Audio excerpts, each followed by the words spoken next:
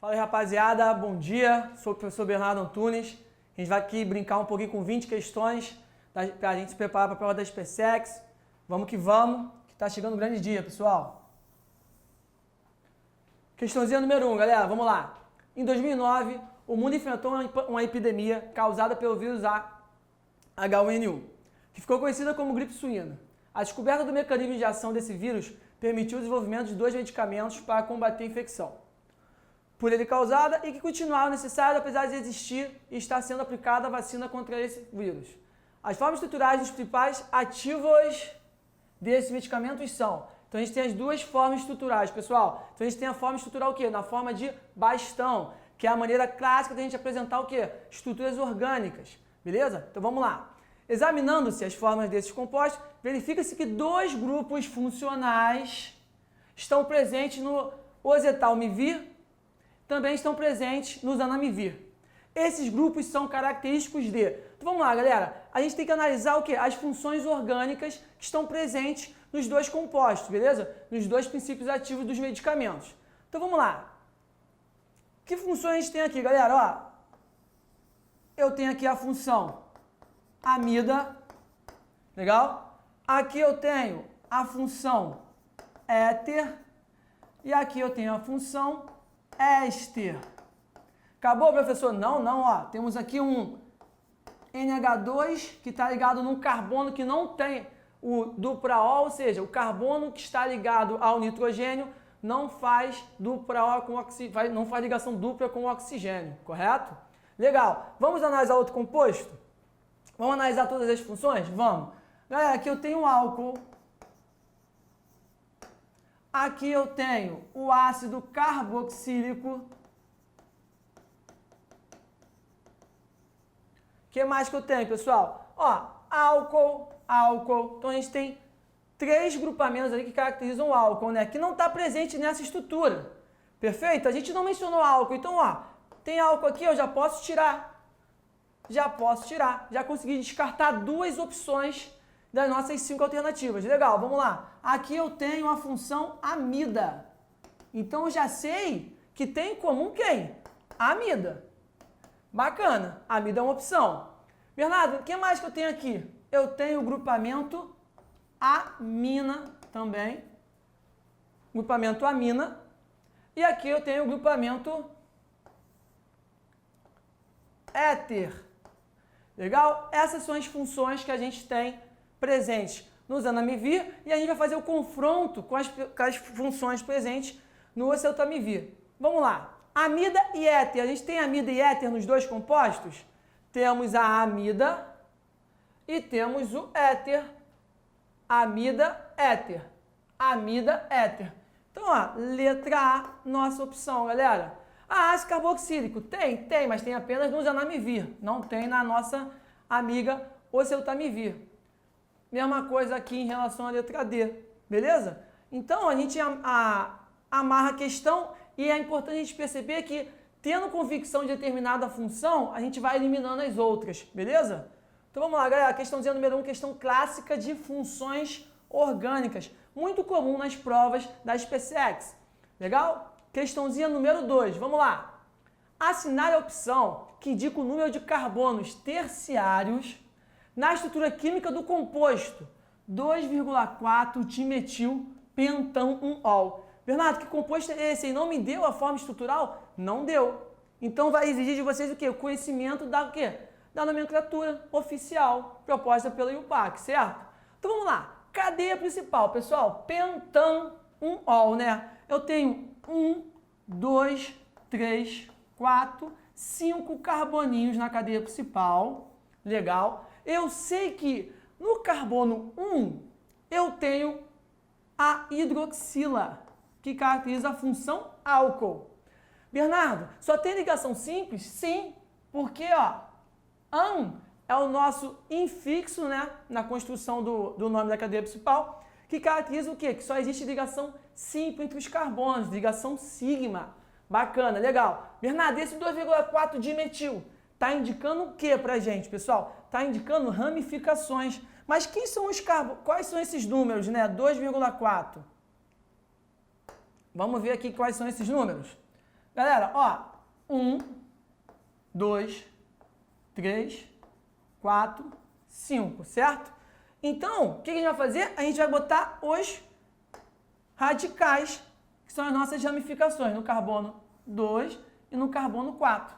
Metil, que significa um carbono. Legal, essa é a nossa estrutura. O que ele pergunta pra gente? O número de carbono terciários, pessoal. Quantos carbonos terciários a gente tem na brincadeira? Vamos descobrir. Carbono terciário é aquele que está ligado, é um carbono ligado a 3 carbonos. Esse é um carbono terciário. Eu tenho carbono ligado a 3 carbonos? Vamos lá. Eu tenho esse aqui e eu tenho esse aqui. Porque esse carbono 4 está ligado a esse carbono aqui, a esse carbono e a esse carbono. O carbono 2 está ligado a esse carbono e esse carbono. Então, a gente tem 2 carbonos que são classificados como terciário. Com isso, pessoal, letra B é a nossa resposta. Ok? É muito importante a gente entender essas definições dessa parte estrutural da química orgânica.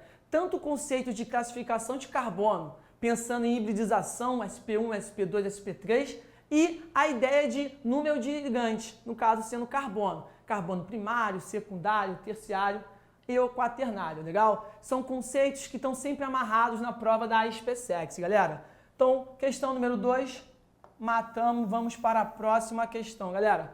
Temos 20 questões agora, né, pra gente revisar. Não vamos esquecer que o objetivo é deixar vocês preparados o máximo possível com essa prova. Vamos lá, galera.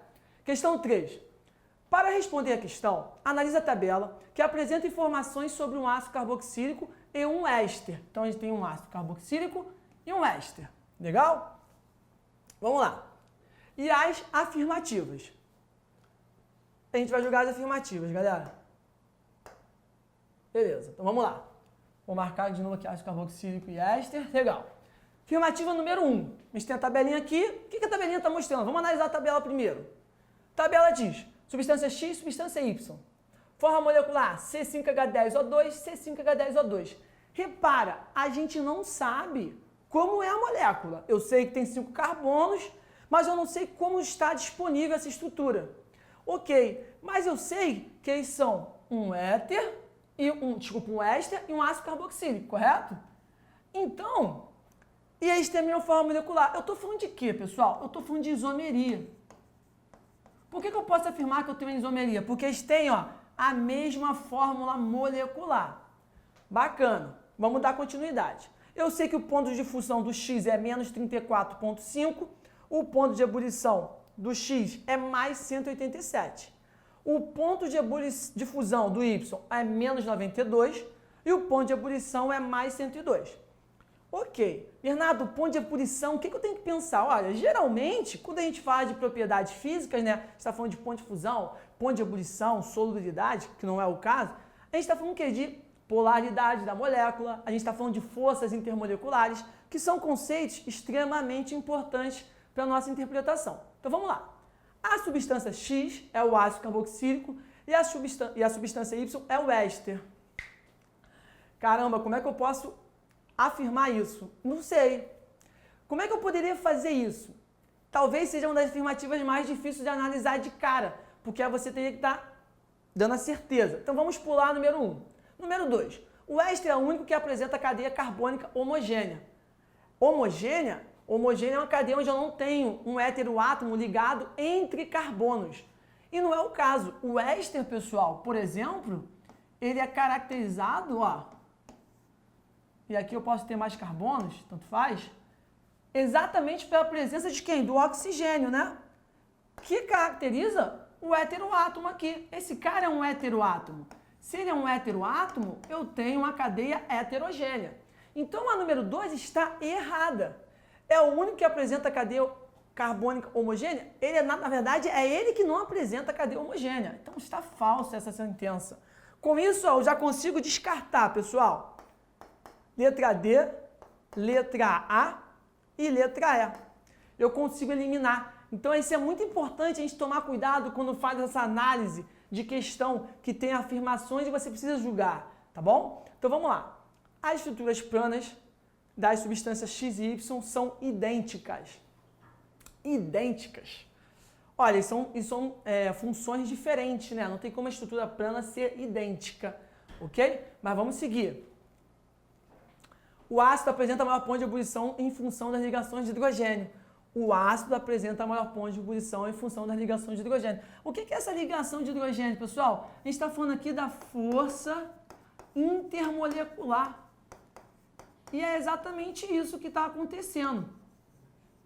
A força intermolecular presente no composto que apresenta a função ácido carboxílico é mais forte por quê? Porque tem o famoso H-FON. Quando eu tenho H-FON numa molécula que é polar, eu tenho caracterizado a ligação de hidrogênio, que é uma força intermolecular extremamente forte, ok? Diferente do que se apresenta no éster, que não tem H-FON. Eu não tenho hidrogênio ligado a flúor ou oxigênio ou nitrogênio, ok? Então, sim, o ponto de ebulição do ácido é maior. Isso é verdade. Se isso é verdade, obrigatoriamente a minha sentença 1 tem que ser verdade. Por quê? Porque o ponto de ebulição de X é maior que o ponto de ebulição de Y. Então, X tem que ser o ácido e o outro tem que ser o éster, que é exatamente o que diz a sentença número 1. Então, ao afirmar a 4, eu garanto que a 1 é verdadeira. Beleza? Com isso, eu consigo matar a nossa resposta e falar que a resposta é a letra C. Repara, eu poderia dizer que a 1 é um ácido e um éster só de olhar? Ah, X, Y é um ácido ou um éster. Poderia, se eu lembrasse que o ácido ele é caracterizado, pessoal. A gente pegar aqui o ácido, ó, pela presença da carboxila, né? Que tem exatamente o nosso quê? Hidrogênio ligado ao oxigênio, que caracteriza o H-FON, certo? Que é o que a gente precisa ter na estrutura para fazer a força intermolecular conhecida como ligação de hidrogênio ou ponte de hidrogênio, que dentre as interações moleculares de ligações covalentes é a nossa interação mais forte, consequentemente apresenta maior ponto de ebulição, beleza? Show de bola, galera, vamos para a próxima questão.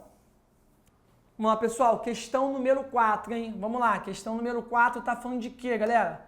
É uma questão que tá falando de estequiometria, né, galera? Assunto que cai todo ano na SpaceX, beleza? No nosso exame lá anual. Vamos lá. A sacarose sofre hidrólise catalisada por ação enzimática, produzindo glicose e frutose. Beleza? Os produtos dessa reação são catalisados por outra ação enzimática, produzindo etanol e dióxido de carbono. Ok. Temos as reações. Reação 1 e reação 2. Quantos gramas do etanol... Aí, vamos lá. Os produtos dessa reação são catalisados por outra ação enzimática, produzindo etanol e dióxido de carbono. Ok, vamos lá. Aí, ó. Quantos gramas de etanol são produzidos utilizando 855 gramas de sacarose?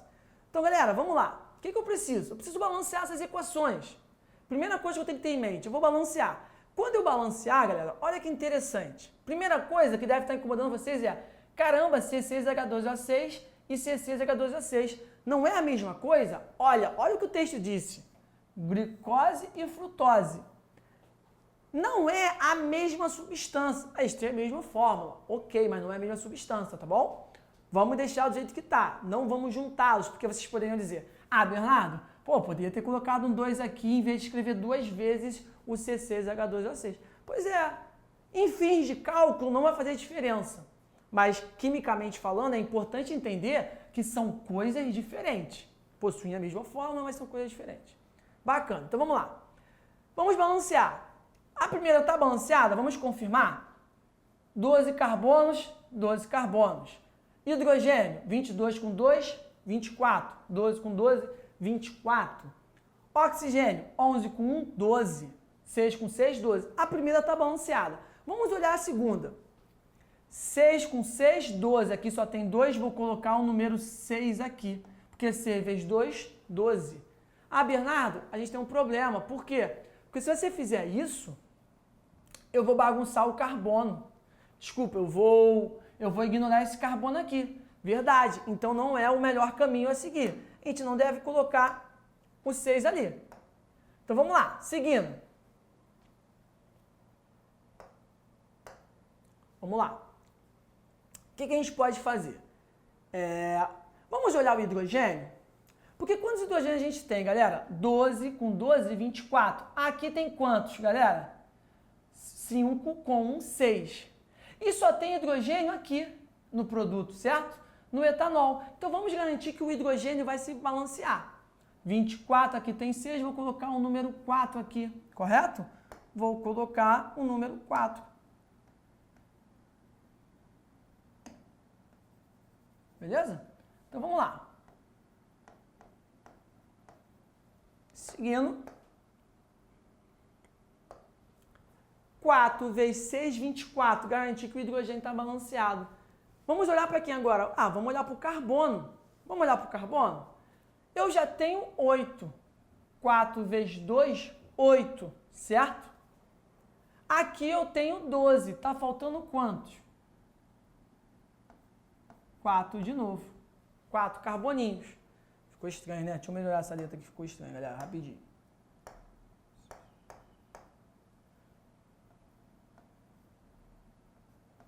Quatro carboninhos. Vamos ver se deu certo no oxigênio? 4 vezes 1, 4. 4 vezes 2, 8. 4 com 8, 12. 6 com 6, 12. Balanceamos as nossas equações. Mas a gente ainda tem um problema. Qual é o problema? Eu quero saber quanto de etanol a partir da sacarose. E a sacarose é essa aqui. O que eu posso fazer, pessoal? Eu tenho que o reagente está na primeira reação e o meu produto de interesse está na segunda, porque esse que é o etanol. Então, é um caso de reação sucessiva. Eu tenho a formação de um produto, esses produtos reagem e formam um novo produto. Então, o produto da primeira reação passa a ser o reagente da segunda reação. Então, eles são os nossos intermediários. Vou somar. Quando eu somar, galera, eu tenho que tomar cuidado para quê? Para que as quantidades dessas substâncias que são formadas e em seguida reagem sejam iguais, para que eu possa cortá-las. Eu formei 1 e 1, consumi 1 e 1, um mol de cada, certo? Então as quantidades estão certinhas. Vou colocar uma embaixo da outra e em seguida vou somá-las.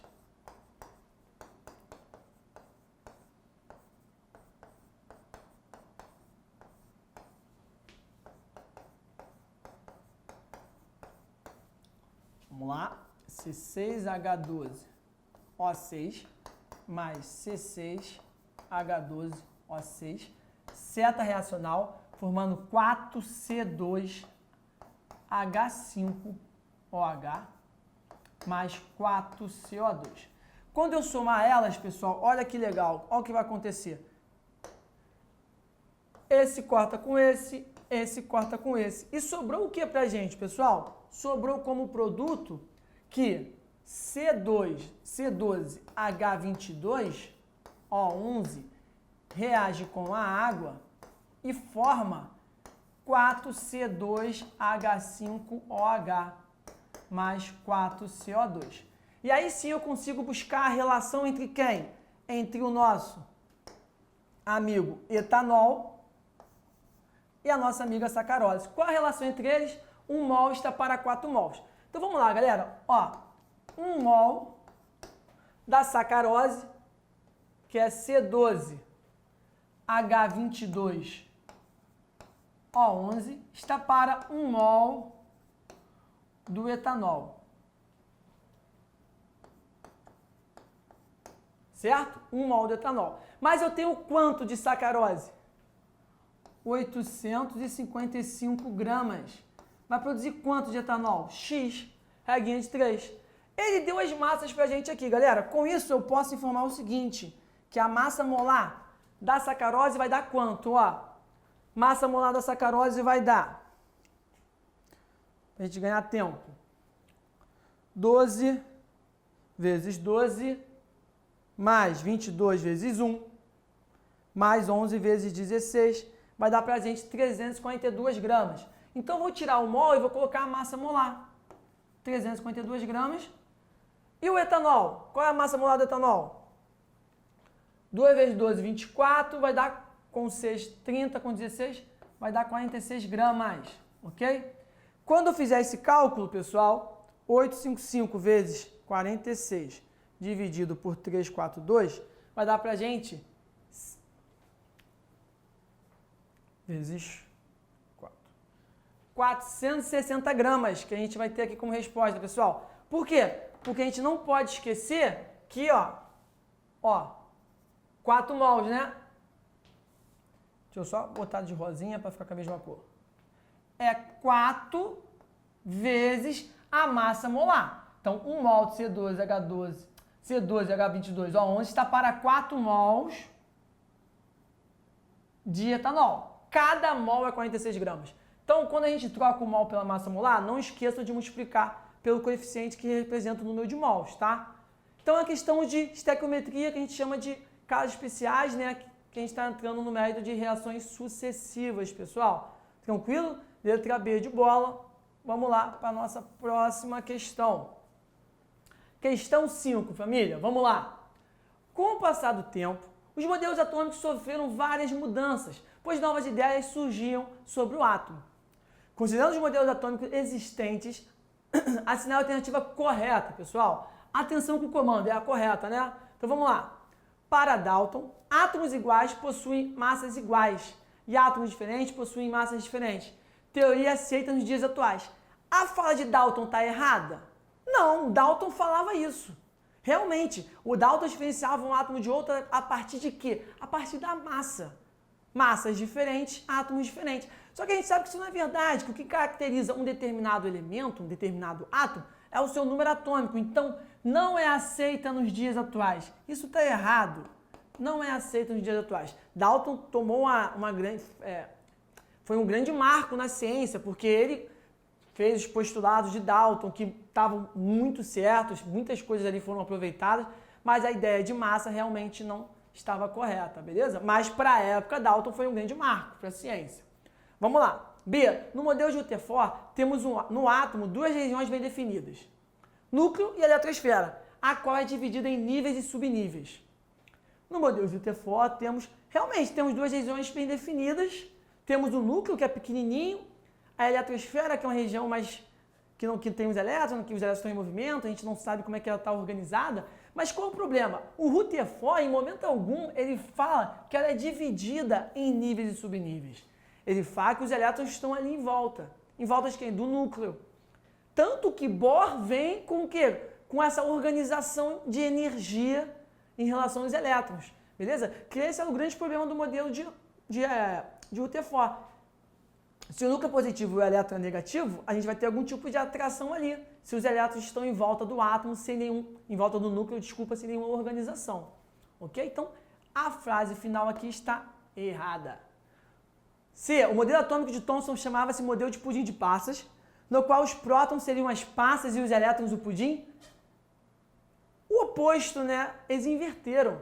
Os prótons seriam a massa e as passas seriam os elétrons, né? Ok? Então eles trocaram o papel de cada um aqui. Percebam que as falas estão até corretas, eles começam certo e o detalhe está no finalzinho, tá? Para Sommerfeld, se um elétron está na camada L, este possui uma órbita circular e 3 órbitas elípticas. Ok, Sommerfeld é o camarada que estudou o movimento dos elétrons, né? Ele vem após Bohr e ele simplesmente passa a entender, tentar encontrar uma maneira de analisar o movimento dos elétrons, ok? Vamos deixar de stand-by. Vamos para a próxima. Letra E. Para Bohr, quando um elétron recebe energia, este passa para uma camada mais afastada do núcleo.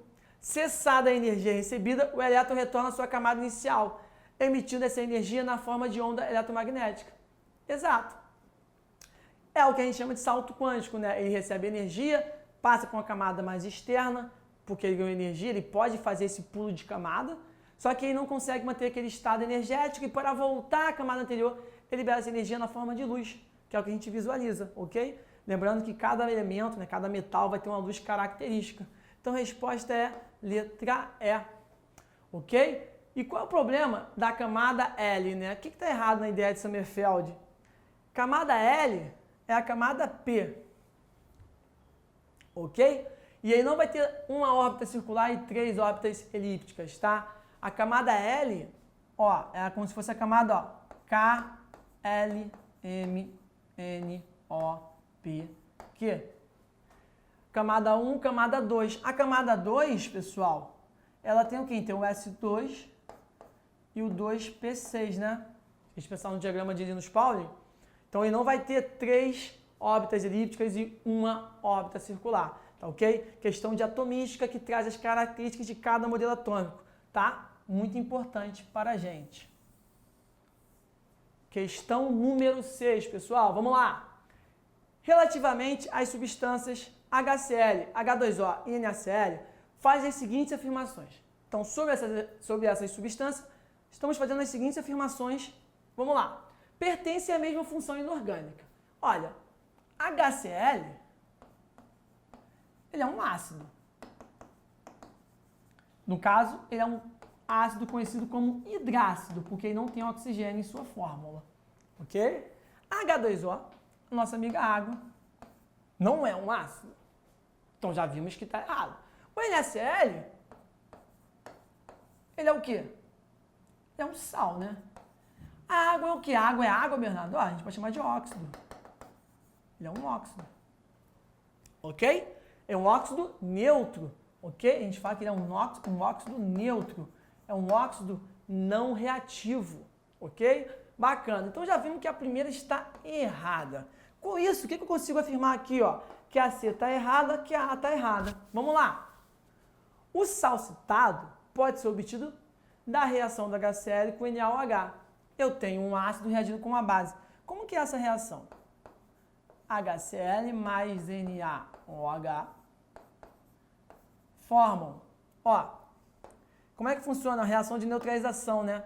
Reação que é importante a gente dominar. O H tem carga mais 1, o Cl vai ter carga menos 1. O Na tem carga mais 1, o OH tem carga menos 1, ok? Ah, por que o Cl é menos 1? Porque ele é um halogênio, e o halogênio, quando não está ligado ao oxigênio, ele vale menos 1, com exceção do flúor, que vai ser sempre menos 1, por causa da eletronegatividade. O sódio, ele é sempre mais 1, porque ele tem tendência a perder esse elétron, ok? Vamos trocar de posições. A gente tem uma reação onde o Cl vai se ligar ao Na. Então vamos lá. NaCl mais H2O. Ok? Então realmente o nosso sal citado, ele pode ser obtido através dessa reação. Verdade. Se a 2 é verdade, eu já descarto a letra E e estou entre duas agora. Vamos lá. Só a água forma ponte de hidrogênio. Somente a água forma ponte de hidrogênio. Isso é verdade. Por que é verdade? Porque para ter ponte de hidrogênio, eu preciso que minha molécula seja polar e ela tenha em sua composição um H-FON. O que é o ponte de hidrogênio, Bernardo? Não sei. Vamos lá. Ponte de hidrogênio é essa interação aqui, pessoal. Ó. É uma interação entre moléculas, não é uma ligação química, tá? Só para a gente visualizar aqui, ó, rapidinho. Isso é a ponte de hidrogênio, tá vendo? Ó, que interessante. Por isso que essas moléculas ficam juntas, né? Elas possuem uma atração, uma força intermolecular, beleza? E essa força intermolecular é forte, tá bom?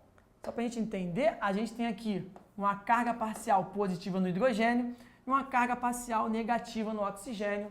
O oxigênio, além disso, tem elétrons disponíveis, porque ele tem 6 elétrons na camada de valência, não utilizou todos.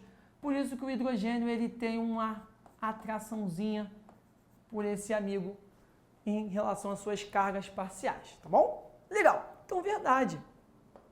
A gente pode sim afirmar que ele faz ponte de hidrogênio. Então, a 3 da verdadeira. Se a 3 da verdadeira e a 2 da verdadeira, obrigatoriamente a letra B é a nossa resposta. Mas o que está errado na letra 4, na afirmação 4? Apresentam o mesmo tipo de ligação em sua estrutura? Olha, HCl é ligação covalente. HCl é ligação covalente, verdade.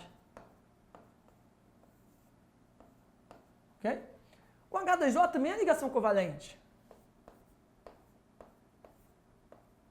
Ambos querem ganhar elétron, né? Ligação covalente. Mas o NaCl, pessoal, o Na tem um elétron na camada de valência e ele tem tendência a perder esse elétron. E o Cl, ele quer ganhar esse elétron, então esse movimento aqui caracteriza uma ligação iônica, beleza? É uma ligação iônica. Então não podemos falar que eles têm o mesmo tipo de ligação em sua estrutura. tá bom? Então é uma questão que trabalha com uma das reações que são extremamente cobradas, que é a reação de neutralização, pessoal, é muito importante estar mandando muito bem nessa equação, beleza? E trabalha com o conceito de funções inorgânicas, tá? Então vamos lá, galera. Questão número 7. Vamos lá. As pesquisas sobre pilhas é fundamental para a melhoria da qualidade de vida da população. As pilhas alcalinas levam vantagem sobre as de Leclanché, zinco e carvão. São utilizadas desde relógios de pulso a calculadoras eletrônicas. Vamos lá. Considerando que uma pilha alcalina seja constituída por uma barra de manganês puro, outra de zinco poroso e uma pasta contendo KOH, a DDP inicial da pilha e a equação global que nela ocorrem são. Aí o que forneceu pra gente, pessoal? Deu as reações, as semi-reações de redução, a gente chama isso aqui de semi-reação de redução de cada uma. E o seu respectivo potencial de redução. Pelo potencial, galera, eu consigo definir quem vai reduzir e quem vai oxidar. Porque quando eu tenho uma pilha, eu tenho duas reações acontecendo. A reação de oxidação e a reação de redução. E como é que eu sei quem vai fazer o quê? Quem vai sofrer o quê? Pelo potencial deles. Então vamos lá. Quem tem o maior potencial de redução? O zinco. Menos 0,76 é maior que menos 1,18. Com isso, eu posso afirmar, esse cara reduz. Então o outro vai acontecer o quê? Galera, ele vai oxidar. Só que se ele vai oxidar, a gente vai inverter a reação. A gente vai querer a reação inversa. E já que a gente quer a equação global, eu preciso somar essas reações de tal modo que a quantidade de elétrons que estão no reagente se iguale à quantidade de elétrons do produto. Se não estiverem iguais, a gente pode multiplicar, ou dividir, se for o caso, mas geralmente a gente multiplica. Porém, lembrar que nada ocorre na DDP, ok? Então vamos lá. Vou inverter a primeira reação. Então vai ficar Mn, 0, vai a Mn mais 2 mols de elétron. E a DDP dele, potencial, desculpa, vai passar a ser mais 1,18, porque eu estou falando do potencial de oxidação. Ok. E a do zinco? A do zinco nada ocorre, porque ela já está no sentido correto. O zinco 2+, irá reduzir e vai a zinco 0. Ok? E o seu potencial, que eu vou afirmar que é de redução, vai ser mantido. Bernardo, e o que eu faço? A gente soma. E quando a gente soma, pessoal, a gente vai notar que a quantidade de elétrons vai sumir. Porque eu tenho 2 mols de elétrons sendo liberados e 2 mols de elétrons sendo absorvidos pelo composto. Ok? E a gente vai ter a seguinte equação global. Ó, Mn0 mais zinco mais 2 vai a Mn mais 2 mais zinco 0. E a DDP, professor, como é que eu calculo essa DDP? Porque eu não sei a DDP e está pedindo. Verdade, a gente matou a equação global. A gente precisa da DDP. Então vamos lá. A DDP, galera, eu posso calcular simplesmente somando os potenciais de oxidação com potencial de redução. Ah, professor, eu aprendi a fazer redução do maior menos redução do menor. Dá no mesmo, tá bom? Porque quem tem menos vontade de reduzir vai ter mais vontade de oxidar e automaticamente o sinal vai mudar. Não temos problema, não vamos brigar por isso, pessoal. Então vamos lá. DDP aqui vai dar quanto? Potencial de oxidação deu mais 1,18. Mais potencial de redução, menos 0,76 volts. Ok? Isso vai dar quanto pra gente, pessoal? Isso vai dar uma DDP de mais 1,18 com menos 0,76 vai dar 0,42 mais 0,42 volts, que caracteriza exatamente uma pilha. Lembrando que no caso das pilhas, a minha DDP é maior que 0. Isso caracteriza uma pilha. Vamos ver se a gente encontra essa opção. Só pela DDP a gente conseguia matar? Só pela DDP eu já conseguia matar, pessoal. Letra A. Beleza? Letra A é a nossa resposta. Tranquilo? Questãozinha de eletroquímica que todo ano cai, galera. Todo ano cai questão de eletroquímica. É muito importante a gente não dar mancada com esses assuntos que são muito recorrentes, galera. Então vamos lá, não vamos dar mole. Vamos seguir. Questão número 8. Vamos lá. Candidíase é um tipo de infecção fúngica causada por qualquer tipo do fungo cândida. Quando a doença afeta a boca, é denominada candidíase oral. Quando a doença afeta a vagina, é denominada candidíase vaginal. Bom, para ambos os casos, o médico pode orientar o uso de um medicamento cujo princípio ativo é a nistatina. A estrutura química da nistatina encontra-se representada a seguir. Aí temos esse monstro aí para a gente analisar. Vamos lá. Professor, vamos dar o nome dele? Não, não é para tanto, galera. Fica calmo, ninguém vai dar nome disso. A gente só vai analisar a estrutura. Sei que vocês queriam dar o nome, eu sei, mas vamos lá. Com relação à estrutura da nistatina, assinar a alternativa correta. Vamos lá. Numa situação dessa, professor, você acha mais interessante eu analisar todo o composto? Galera, não.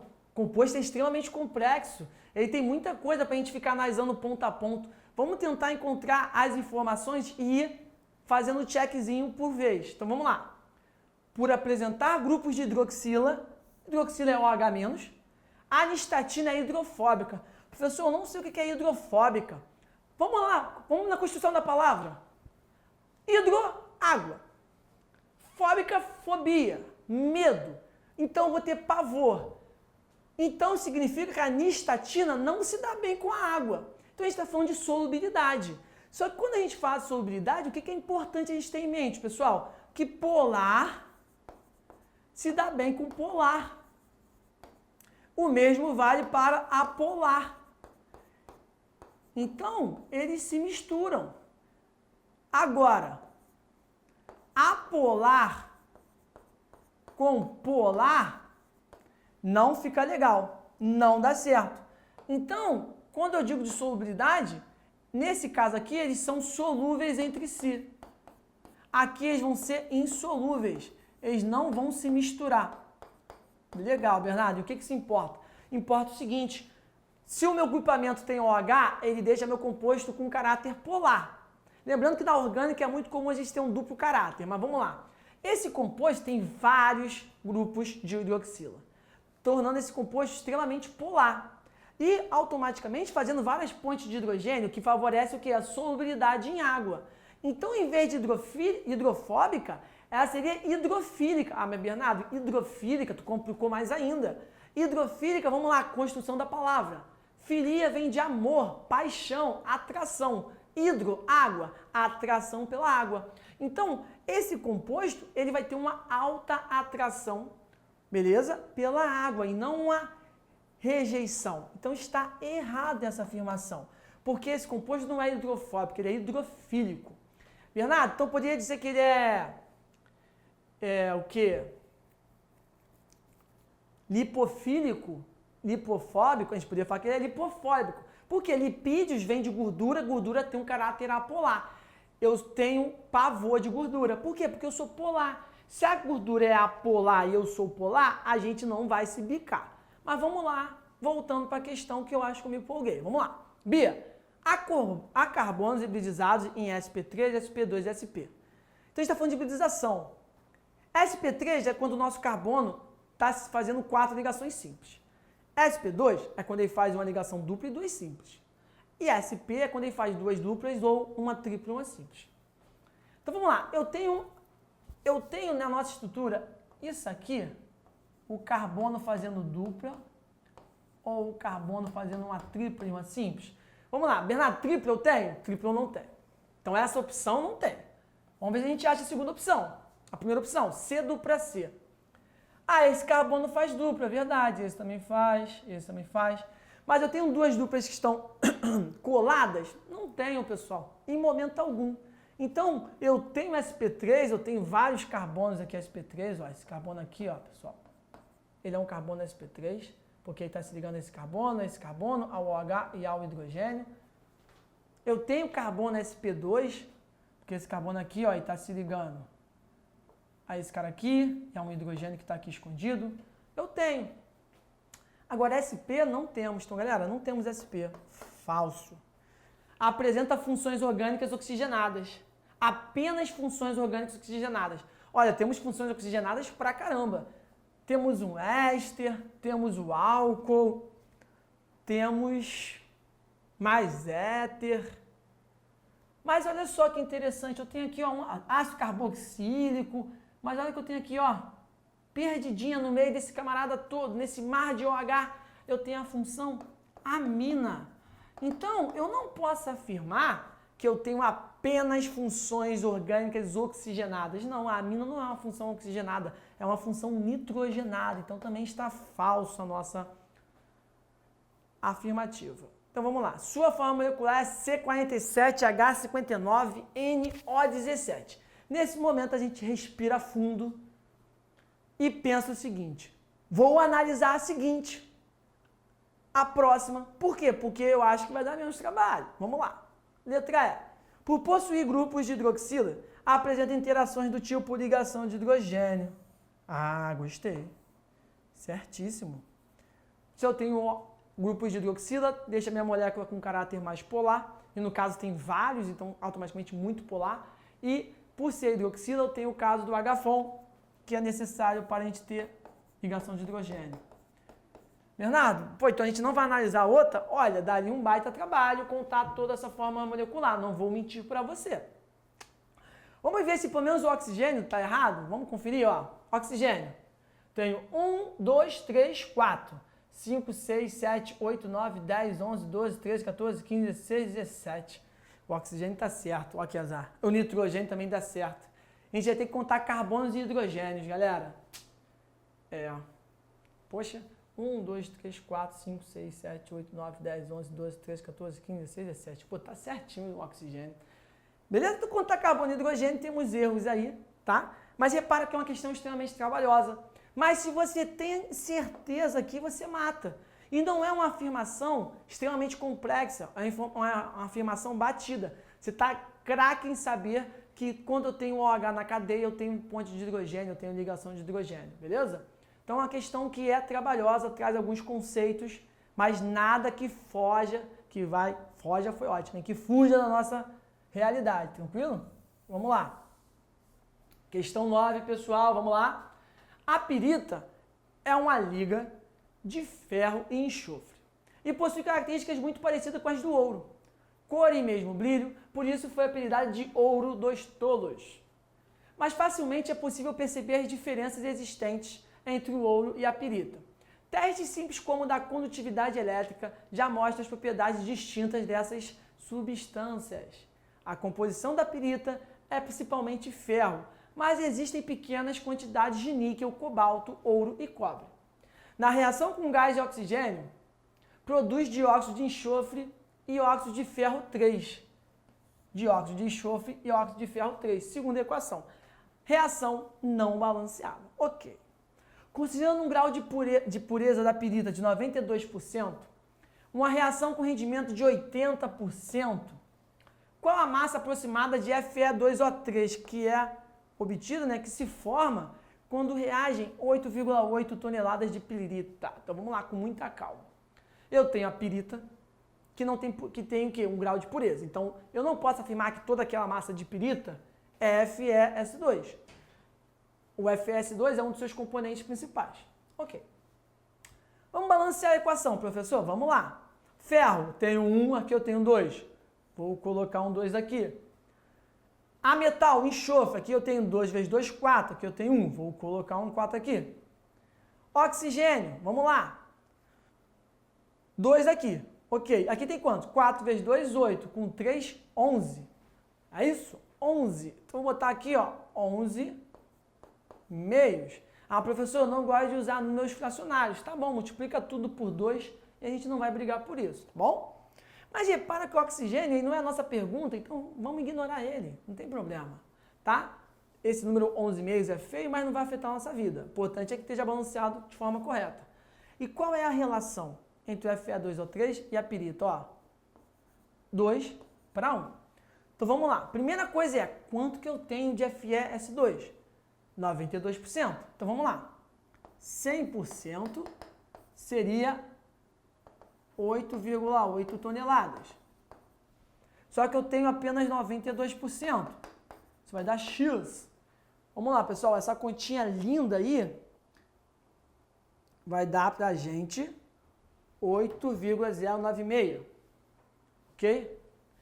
X igual a 8,096 toneladas de quem? Do FeS2.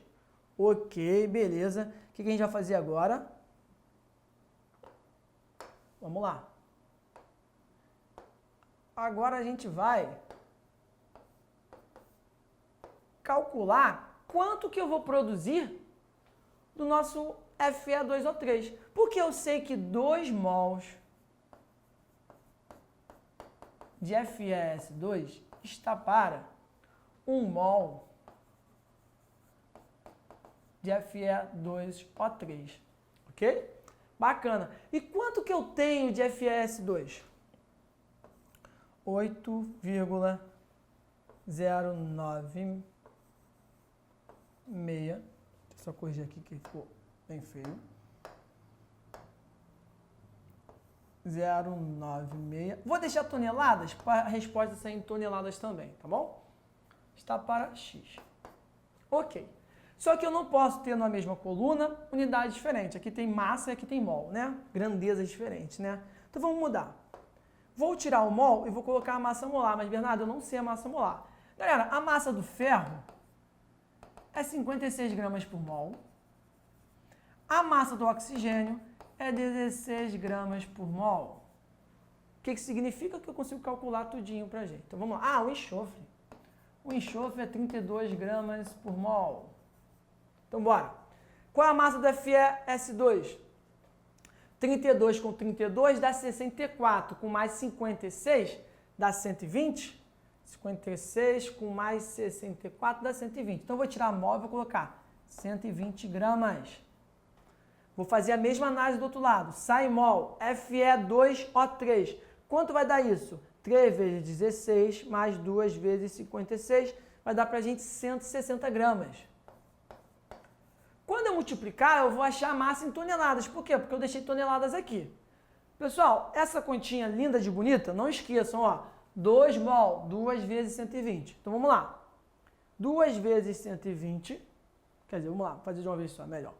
8,096 vezes 160 divididos por 2 vezes 120. Isso vai dar 5,397 aproximadamente.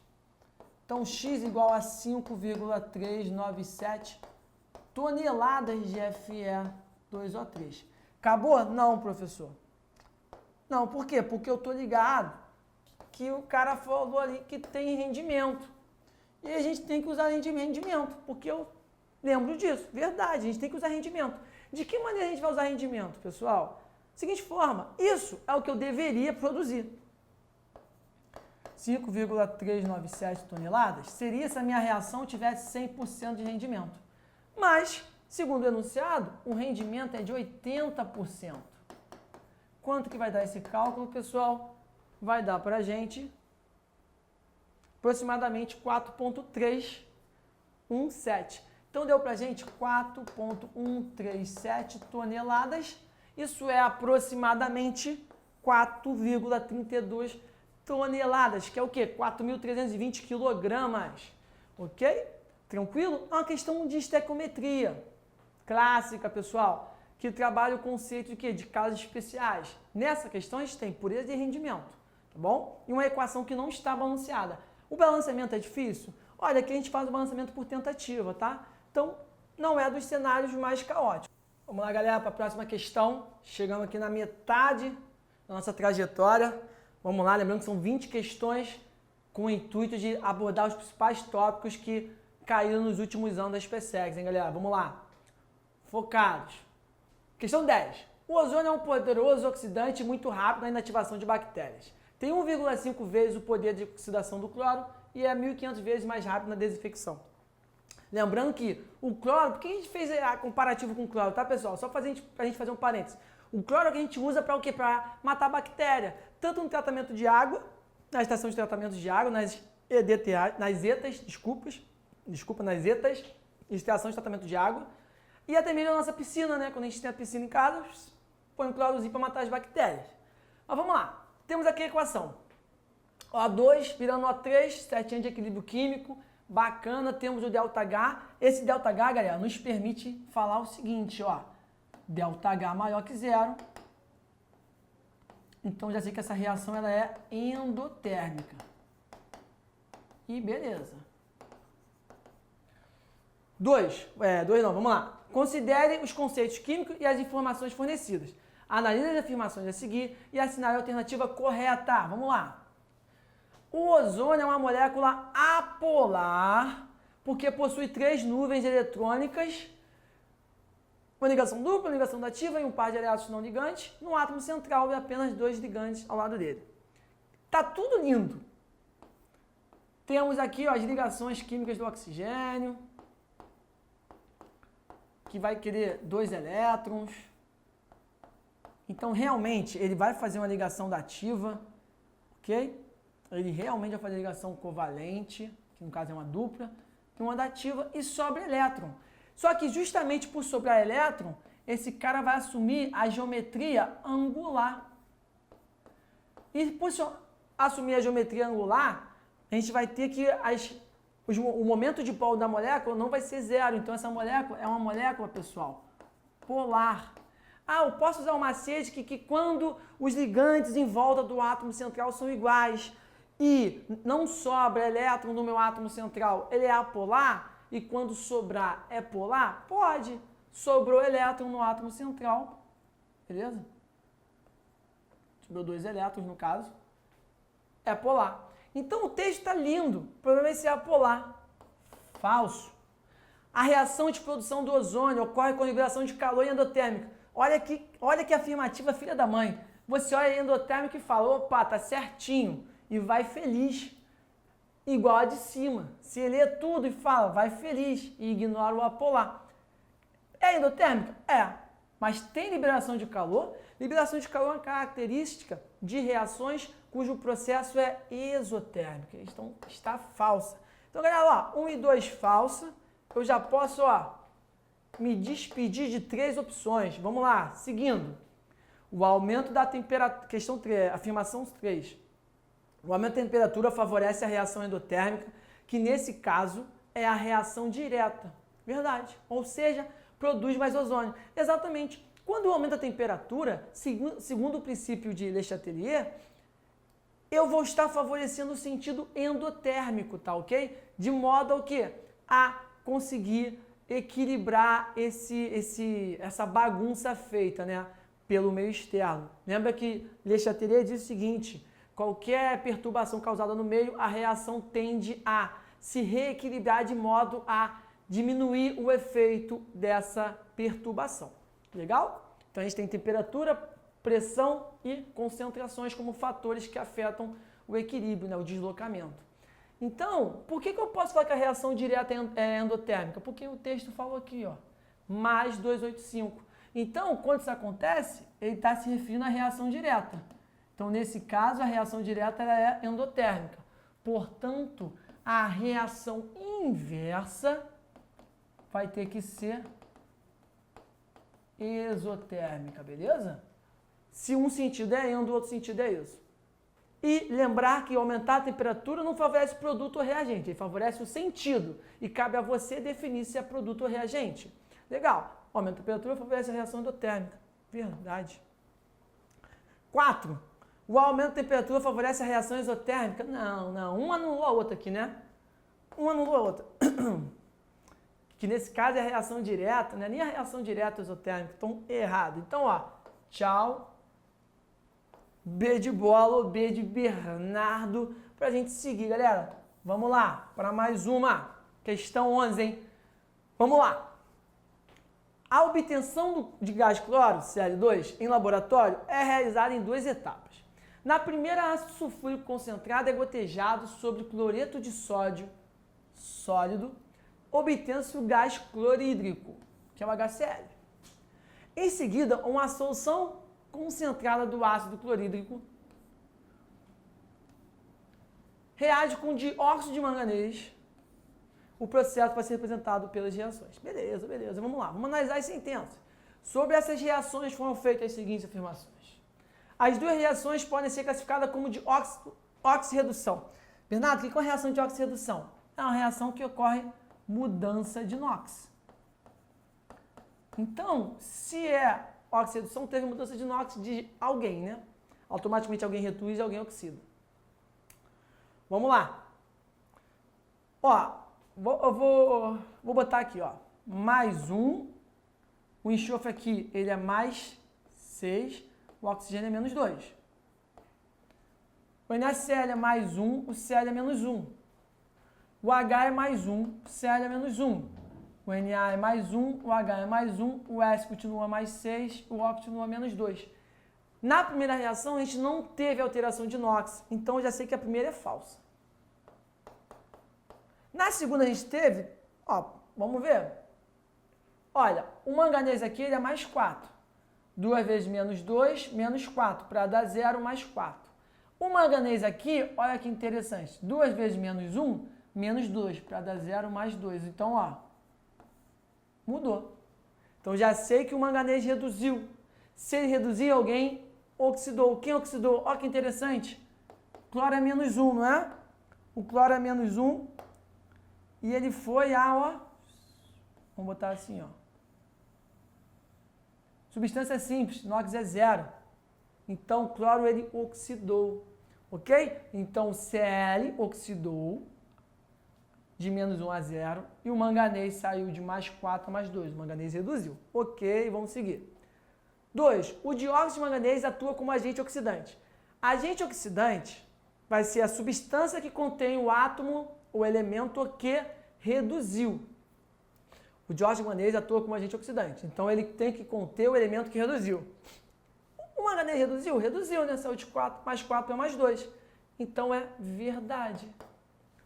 Na segunda equação, verdade. Ih, falei verdade, escrevi falso, pessoal. Louco, louco, louco. Vamos lá. Verdade, pessoal. Então, a 2 é verdade. Então, ó, primeiro é falso. Então, entre A e C, automaticamente tem que ser a letra C, né? 2 e 3. Por eliminação. Mas vamos lá. 3. Na segunda reação, nem todos os átomos de cloro presentes no HCl sofrem variação de NOx. Nem todos os átomos de cloro presentes no HCl só. É verdade, ó, porque ó, eu só tenho esse HCl. O Cl vale menos 1. Só que parte dele foi a Cl2 aqui no manganês, para ficar o cloreto de manganês. Aqui ele continua com menos 1, ó, mesmo valor. Mas aqui ele foi a 0. Então eu posso afirmar realmente que não foram todos os átomos de Cl que mudaram de NOx. Então essa sentença é verdadeira. 4. O ácido clorídrico é um ácido fraco. Aí forçou a barra, hein, família? HCl é um ácido forte. Pô, Bernardo, não lembro. Ó, só para a gente recapitular, ó. Hidrácidos vão ser o quê? Fortes. Quando? Quando tiver um halogênio. O halogênio. Vão ser moderados quando tiver quem? Também um halogênio, no caso, o flúor.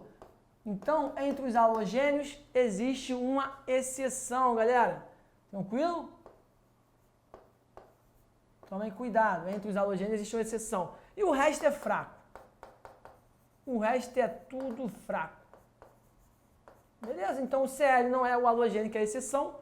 No caso aqui, os halogênios que a gente está usando, que vai ser forte, vai ser o cloro, o bromo, iodo e o astato. São os principais, tá? Não é... Beleza? Vamos lá. Para decorar, que é importante decorar os halogênios, ó.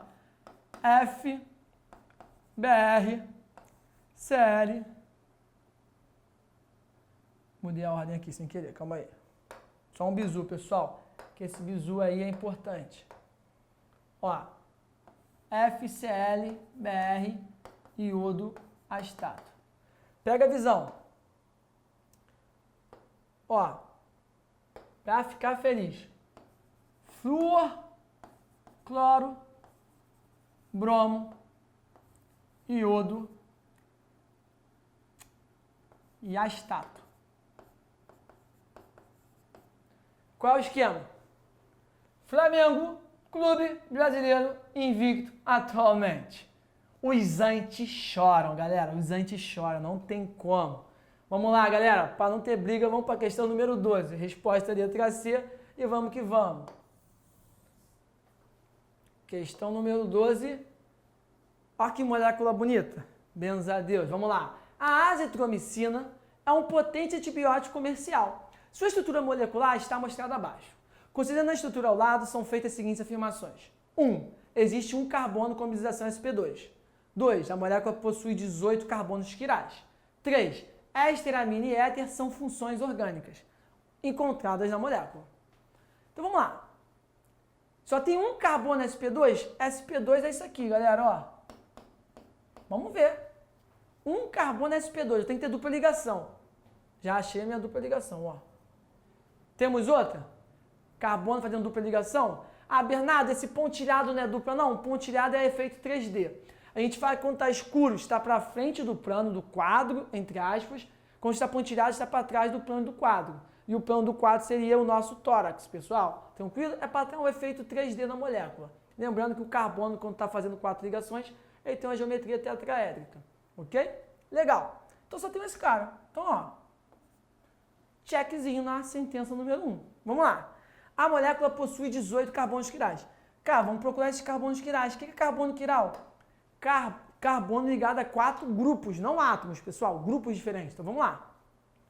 Esse aqui é porque o hidrogênio está escondido, galera. O hidrogêniozinho está escondido, ó. Esse é. Ó, vamos lá. Lembrando que tem que fazer 4 ligantes. Fazer 4 ligações, no caso 4 ligantes. E eles têm que ser diferentes, beleza? Vou apontar todos os azulzinhos aqui pra gente ver, a gente acha todos. Aqui também é, aqui também é, aqui também é, aqui também é. Vamos contar? Acho que eu marquei todos já. Vamos lá. 1, 2, 3, 4, 5, 6, 7, 8, 9, 10, 11, 12, 13, 14, 15, 16, 17, 18. 18 carbonos quirais. 18 carbonos quirais. Tá? Não esqueçam que o hidrogênio não está sendo representado. Eu botei só como exemplo ali no primeiro. Então, checkzinho nesse. 3. Éster, amina e éter são funções encontradas na molécula. Éster. Vamos circular um éster para a gente garantir que esse cara está falando alguma coisa certa? Éster aqui é o éster aqui, pessoal, ó. Isso aqui é um éster. Éster eu achei. Amina, preciso de nitrogênio, ó. Achei a nossa amina, ó. Amina. Que mais? Éter, preciso de um óxido. Ó, aqui tem vários éter, ó. Assim um éter. Então, ó, tá certo também. Então, ó, todas as afirmações são verdadeiras. Letra E. Ok? Lembrando que nesse tipo de questão não vai analisar a molécula toda de uma vez só. Vai analisando sentença por sentença, porque a molécula é uma molécula complexa. Beleza? Próxima questão, galera. Vamos lá, mais uma questãozinha que trata do conceito de funções. Considere as seguintes substâncias. Substância 1, 2, 3 e 4. Vamos lá. Dessas substâncias ou são classificadas como cetonas ou cetona. Quem? Cetona, Bernardo, o que é cetona? Cetona é caracterizada pela presença da carbonila, que não pode estar no carbono da ponta. Ela não pode estar no carbono que esteja na extremidade da cadeia. Porque quando isso acontece, a gente fala que a gente tem um caso de aldeído, ok? Ah, mas ambos são carbonila? Ambos são carbonila. Isso aqui é a carbonila, pessoal. Isso é a carbonila. O C do pró é a nossa amiga carbonila, ok? Beleza, vamos lá.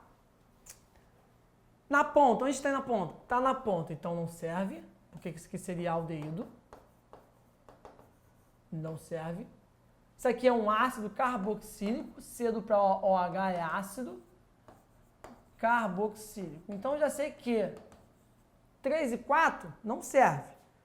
Tchau, tchau, tchau. Nosso problema é A1. Se A1 for A2, a gente já sabe o que é, ó.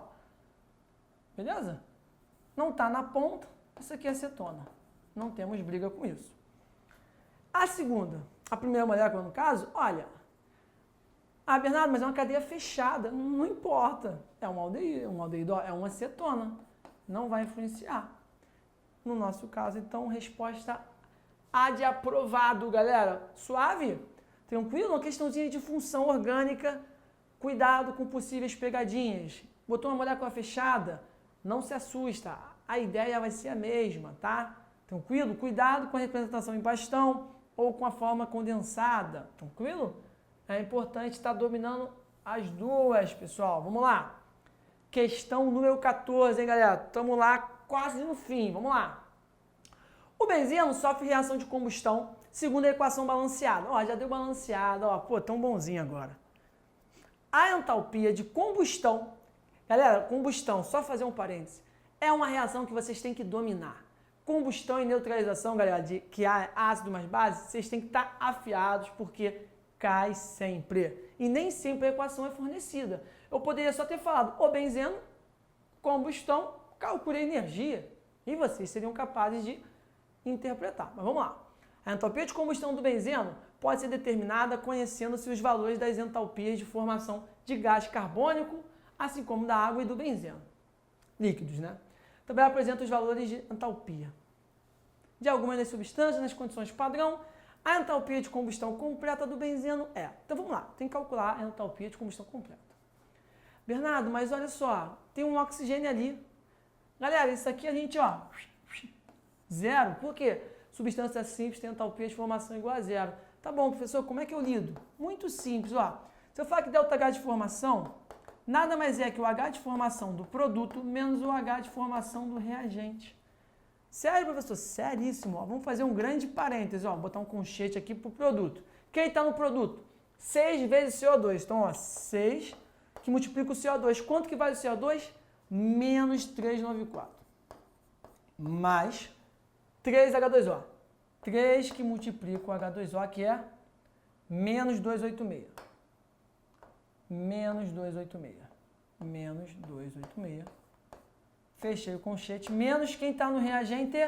Reagente C6H6. Que é quanto? Mais 50. Atenção com os sinais, galera. Olha o que vai acontecer. ΔH é igual a... Vamos lá, galera. ΔH igual a 6 vezes 394 vai dar menos 2394. 2364. Escrevi errado. 6 vezes 394. 2364. 2364 menos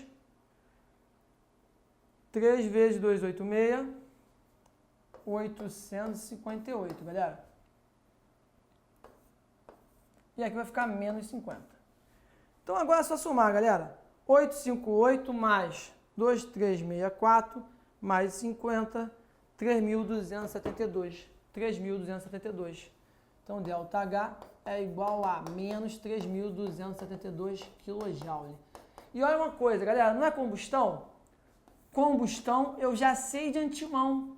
ΔH negativo. Então, ó, eu já poderia falar que isso aqui é falso, que isso aqui é falso. Ok? Letra A. Professor, termoquímica é um assunto importante, galera, é um assunto essencial na prova da SpaceX. Passa ano e não tem jeito. Sempre rola uma questãozinha de termoquímica, tá? Seja entalpia de formação, seja lei de Hess, energia de ligação, é importante estar dominando todas. Vamos lá, galera, questão 15. Na reação entre iodeto de potássio, Ki, com nitrato de chumbo, PbNO3,2, forma-se um precipitado de coloração amarela segundo a reação. Que já está balanceado, ó, nem falou nada, mas ó, tem os numerozinhos aqui, ó, tá balanceada já. Show de bola. Em um determinado experimento, foram misturados 200 ml de uma solução de Ki, 1 mol por litro, e 100 ml de uma solução de PbNO3, 2 mol por litro.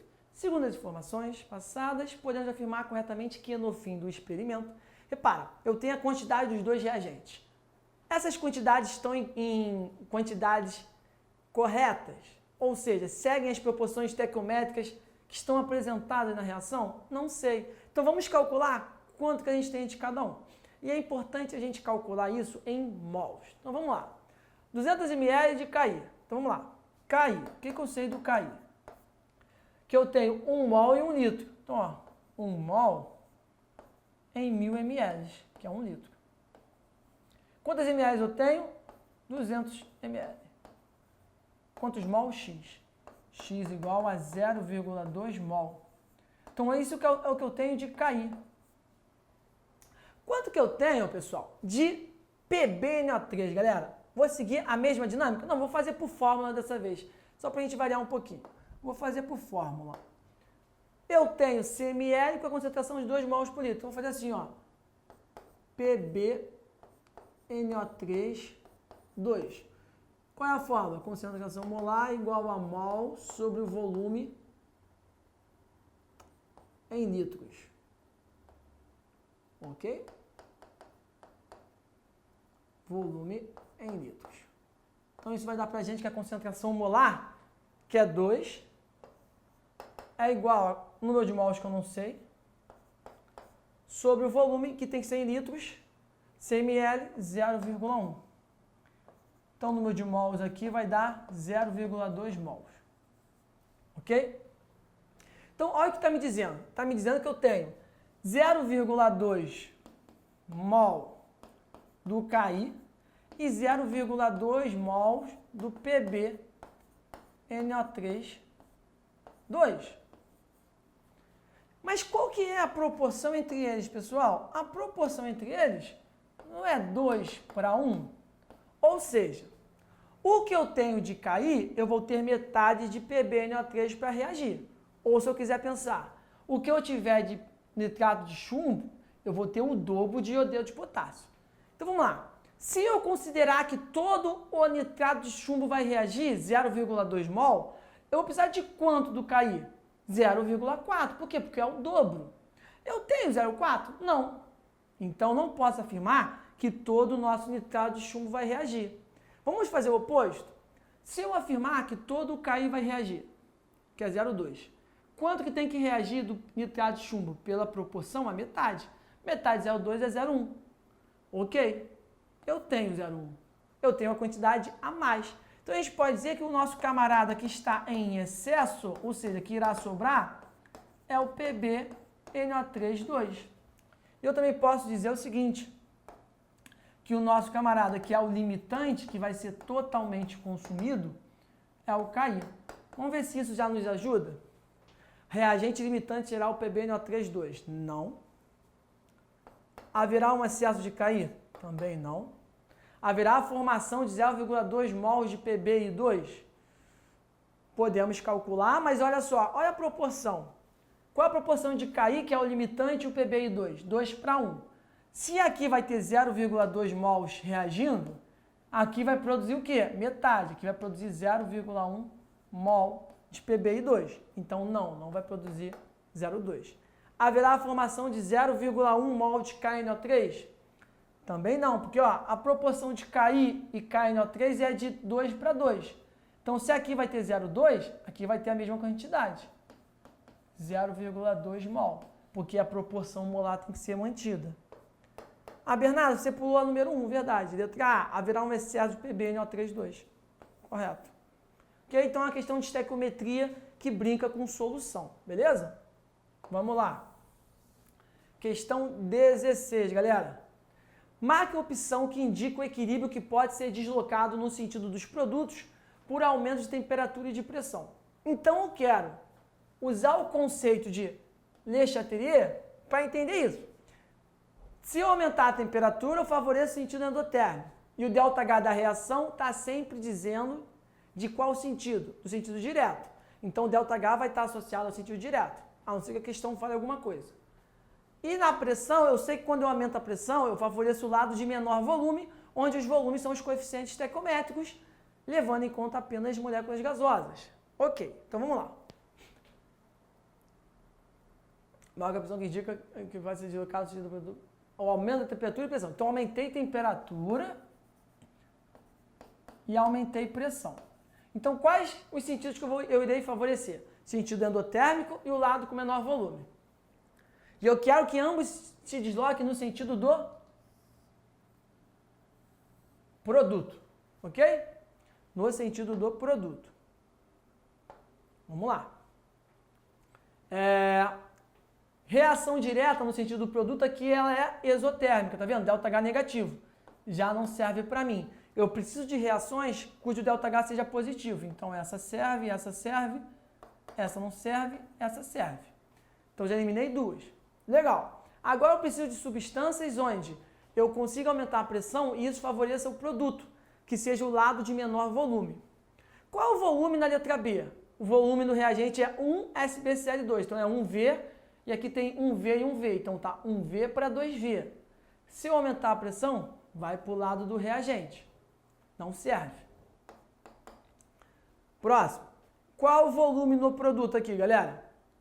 1V com 1V, porque é 1PCl3 e 1Cl2, dá 2V. PCl5 tem apenas 1V. Vou favorecer o reagente de novo. Com isso, nos sobra a letra E. Vamos ver se é verdade? Volume no reagente, 4 com 6, 10V. Volume no produto, 4 com 5, 9V. Se eu aumentar a pressão, vou favorecer o lado de menor volume, que é o lado do produto, e eu aumentar a temperatura, favorece o sentido endotérmico, que é o lado de formação de produto também. Então, questão 16, trabalha o conceito de deslocamento de equilíbrio, falando de Le Chatelier, tá bom? Questãozinha importante. Professor, e os estados físicos? São todos gasosos, tá? Então a gente não teve esse problema. E se fosse sólido? Se fosse sólido, aquela substância ia ser desconsiderada. É importante para a reação, mas não para o deslocamento. Então o seu volume não seria levado em conta, por exemplo. Ou seja, o seu coeficiente. Vamos lá, galera. Questão 17. Estamos chegando ao fim, hein, galera? Desse presentão que a gente está tendo aqui e esse prazer imenso que é poder estar dividindo com vocês algumas ideias e poder ajudá-los nessa prova tão importante. Vamos lá, galera. Questão 17. O uso de catalisadores para diminuir a emissão de gases poluentes pelos escapamentos dos automóveis tem contribuído para a redução da taxa de aumento de poluição urbana. São representadas duas curvas das energias envolvidas na reação das espécies reagentes, A mais B dando C mais D, na presença e na ausência de catalisador. Em relação à sua atuação no processo reacional, é correto afirmar que o catalisador... O que o catalisador faz, galera? Sempre é isso, o catalisador. Ele não mexe no equilíbrio, ele vai diminuir a energia de ativação, porque ele vai aumentar a velocidade, e ele faz isso, diminuindo a energia de ativação, e não altera o equilíbrio. É importante ouvir de catalisador e já ter isso em mente, porque a questão está falando de catalisador. Não altera catalisador, foi ótimo. Não altera equilíbrio. Não altera o equilíbrio. O catalisador não altera o equilíbrio, ou seja, ele não favorece nem o lado do produto, nem o lado do reagente. Então, bora. Temos um gráfico que analisa a energia em função do tempo. O que está acontecendo? Eu tenho uma energia de ativação aqui, que eu vou chamar de EAC. E eu vou botar aqui, de azulzinho, essa energia de ativação aqui, ó, grandona, que eu vou chamar de EA. A energia de ativação sem o catalisador, ela vai ser maior que a energia de ativação com o catalisador, ok? Porque o catalisador diminui a energia de ativação de que maneira? Propondo uma nova rota sintética, gerando um novo mecanismo para a reação acontecer. Beleza. Aumenta a energia de ativação da reação direta? Falso. Aumenta a energia de ativação da reação direta? Falso. Diminui a energia de ativação da reação direta e aumenta a energia de ativação da reação inversa? Vamos olhar? A reação inversa seria o produto virando reagente. O rosinha é com o catalisador. Olha o tamanho da curva, até lá embaixo. Porque vai ser a reação inversa, vai ser até aqui, tá? Seria assim, ó. Até aqui. Olha a outra, seria muito maior, né, galera? Então não aumentou a energia de ativação da reação inversa. Falso também. Diminui a energia de ativação da reação direta, diminui a energia de ativação da reação inversa e não altera o equilíbrio reacional. Olha que lindo. Bonitinha. Vamos ver a letra E? Diminui a energia de ativação da reação direta. Diminui a energia de ativação da reação inversa. Opa, tá legal. Desloca o equilíbrio no sentido dos produtos. Gente, não. Esse é um dos erros que a gente mais comete, galera. Atenção. Professor, mas eu vou formar mais produto. Negativo. O catalisador, ele não te garante a formação de mais produto. O que ele vai fazer é o seguinte, olha, você, por exemplo, ia produzir no máximo 2 mols, não é? Só que você ia levar 10 minutos para isso acontecer.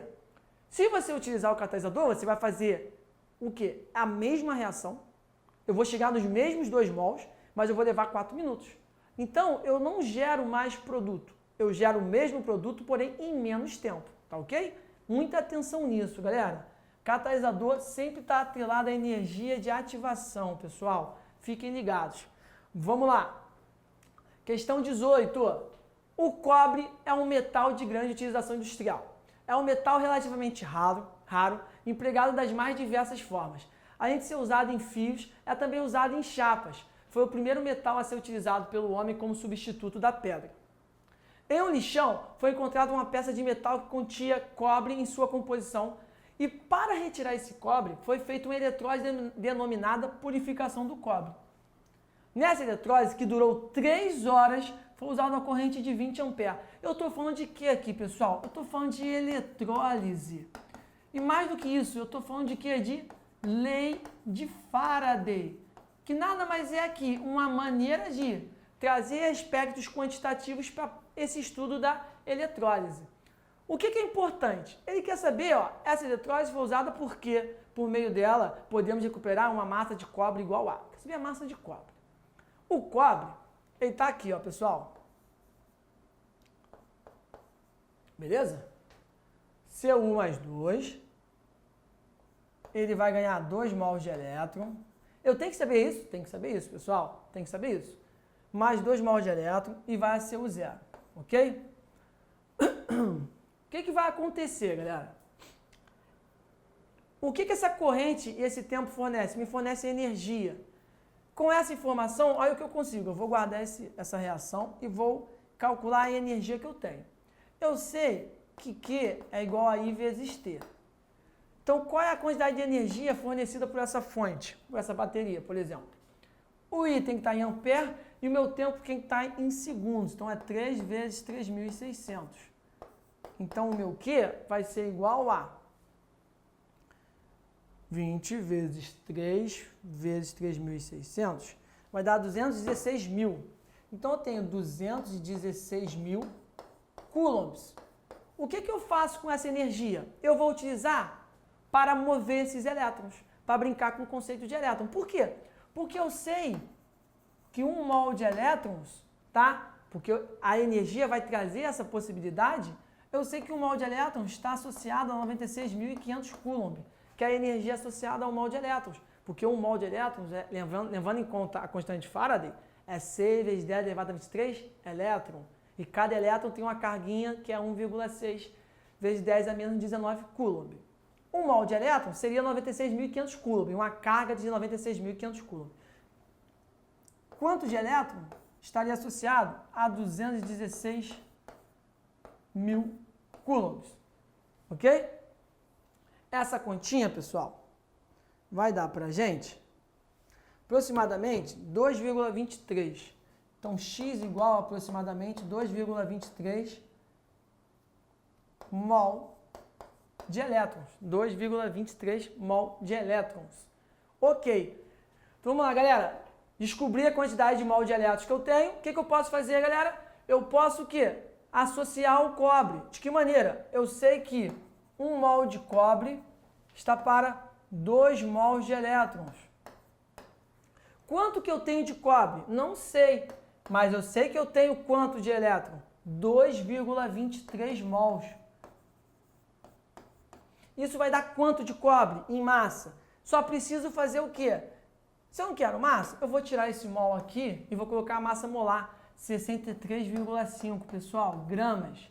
E essa continha vai dar pra gente, ó, 63,5 vezes 2,23 divididos por 2. Vai dar 71,05.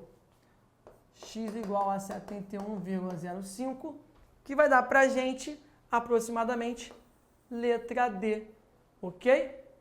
Que é a massa que eu vou ter de cobre que vai ter reagido no processo. Beleza? Então, recuperei essa quantidade de cobre. Questãozinha de lei de Faraday, galera. Questão de eletrólise, né? Muito importante. Vamos lá. Questão 19.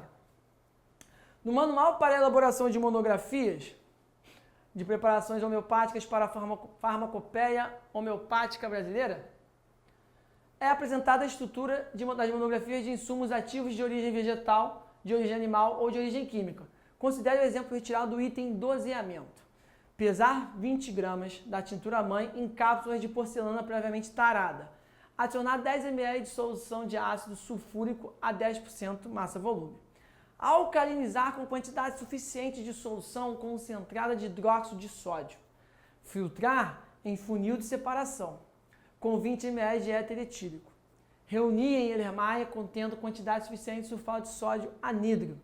Triturar o excesso do ácido sulfúrico com hidróxido de sódio, 0,01 molar. Ponto. Vamos lá. A massa de hidróxido de sódio em gramas necessária para preparar 250 ml de solução, 0,01 mol por litro. E o pH da solução preparada é, então vamos lá. Eu vou fazer 250 ml de 0,01 mol por litro. Então vamos lá. Primeira coisa. Eu tenho a concentração do NaOH. 0,01 mol por litro. Ok? Se eu tenho a concentração, eu já consigo pensar no pH. Então vamos lá. Eu sei que pH é menos o log da concentração de H+. Mas eu também sei que pH mais pOH, a gente pode utilizar que a soma é igual a 14. Ok? Beleza. Vamos lá. Então, o NaOH, o que vai acontecer com o NaOH, galera? Eu sei que o NaOH, ele é uma base forte e vai sofrer o processo de dissociação, né? E ele forma Na+, mais OH- na proporção de 1:1, lembrando que ele reage totalmente. Então, se eu tenho 0,01 mol por litro de NaOH, eu tenho 10 a menos 2 aqui, eu tenho 10 a menos 2 aqui, e eu tenho 10 a menos 2 aqui. Então, se eu sei a quantidade de OH-, eu posso, então, calcular o pOH. Eu sei que o meu pOH vai ser quanto? Vai ser menos o log de 10 a menos 2. Então, o meu pOH vai dar menos 2, menos 2. O meu pOH deu 2. Meu pOH deu 2. Legal, já consigo eliminar algumas das questões? Ainda não, por quê? Porque eu não pedi o pOH. Eu pedi o pH. Então, atenção. Então, o pH é 12. Por quê? Porque a soma tem que ser 14. Então, ó, já consegui eliminar algumas opções. Legal. Eu quero saber a massa necessária para produzir 250 ml, 0,01 mol por litro. Então, vamos lá. Vamos para a segunda pergunta. Quer dizer, no caso é a primeira pergunta. O que eu sei? Concentração molar é igual a número de mols sobre o volume em litros. Se eu quiser, eu também posso fazer assim, ó. Como eu sei que mol é massa sobre massa molar, eu posso falar que concentração molar é igual a massa sobre massa molar vezes o volume em litros. Então, vamos lá. Com essa fórmula, qual é a minha concentração? 0,01. Qual é a minha massa? É a que eu quero descobrir. Qual é a minha massa molar? Do hidróxido de sódio vai dar 40, porque é só somar a massa do sódio, do oxigênio e do hidrogênio. Qual é o volume em litros? 0,25. Então, a minha massa ela vai ser igual a 0,25 vezes 40 vezes 0,01. Isso vai dar para a gente 0,1. Então, a gente vai ter 0,1 grama de quê? De NaOH. Essa é a massa necessária que eu preciso ter no nosso hidróxido de sódio dissolvido em 250 ml para garantir a concentração de 0,01 mol por litro e, consequentemente, um pH de 12. Legal? Letra A, nossa resposta. Chegando ao fim, a nossa listinha de revisão. Questão 20, a gente vai fechar com o quê? Com a questão de cinética química. Lei da velocidade. Vamos lá, galera. A reação do iodeto e menos com o íon hipoclorito, Cl-, presente no princípio ativo da água sanitária, usada como desinfetante doméstico, ocorre com a formação dos íons cloreto e hipoiodito, o I-, de acordo com a equação. Aí temos a equação química aí, essa reação. Um estudo cinético para avaliar a velocidade dessa reação foi realizado com 3 experimentos e seus dados são mostrados na tabela. A alternativa que apresenta a ordem dessa reação. Bernardo, o que é a ordem? Que ordem é essa? É a soma dos expoentes que a gente descobre na lei da velocidade. Ah, legal. Como é que a gente descobre a lei da velocidade? Olha, eu sei que a lei da velocidade vai ficar V igual a K, concentração do reagente. Quem é o reagente? Cl-, que multiplica I menos. Cada um é um determinado coeficiente, vou chamar de x e y. Para descobrir o coeficiente x, eu vou pegar 2 experimentos onde apenas o x está variando e o y não. Então, por exemplo, vou pegar o experimento 1 para o 2. A minha concentração do Cl- multiplicou por quanto? Por 3. 3 elevado a x. E a minha velocidade? A minha velocidade multiplicou por 3. Então, olha o que eu vou fazer. 3 elevado a x igual a 3. X igual a 1. Já descobriu o x. Caraca, Bernardo, só isso? Só isso, galera. Pô, moleza. Então, bora fazer o próximo? Qual vai ser o experimento que eu vou escolher para partir? Olha, vamos lá. Do 1 para o 2, o que está acontecendo? Do 1 para o 2, eu já vi que o Cl- variou. Eu quero que o I- varie agora. Ele está constante. Então, eu vou pegar do 2 para o 3. Por quê?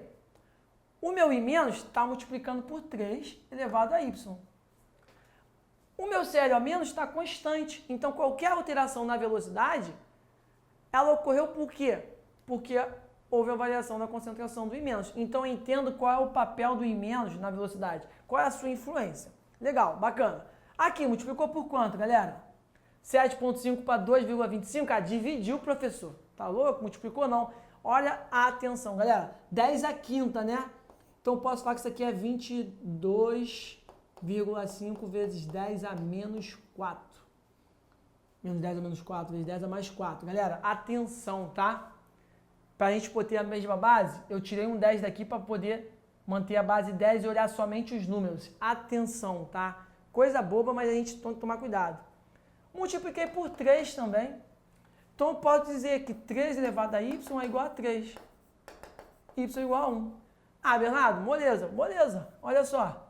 V igual a K, concentração do ClO elevado a 1. E eu nem preciso escrever como está elevado a 1. É a mesma coisa que não tem nada ali.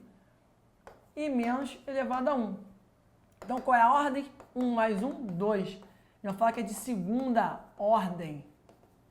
Letra B de bola. Tranquilo? Uma questãozinha de cinética química que é muito importante o quê? O trabalho da lei da velocidade e o da ordem da reação, tá bom? Fiquem atentos nisso, tá bom? Ah, mas esse K fica assim mesmo, é uma constante, ele é um valor que é dependente da temperatura e na lei da velocidade ele é mantido dessa forma, tá ok? Galera, a gente chega ao fim, a nossa listinha de 20 exercícios que estão aí para tentar ajudá-los a se sentir mais confortáveis nessa prova. O objetivo é pegar os tópicos que são mais recorrentes e tentar destrinchar os conceitos e entender um pouco a maneira de resolver as questões. Valeu? Galera, grande abraço, beijo no coração, desejo uma ótima prova para vocês. Tamo junto. Valeu!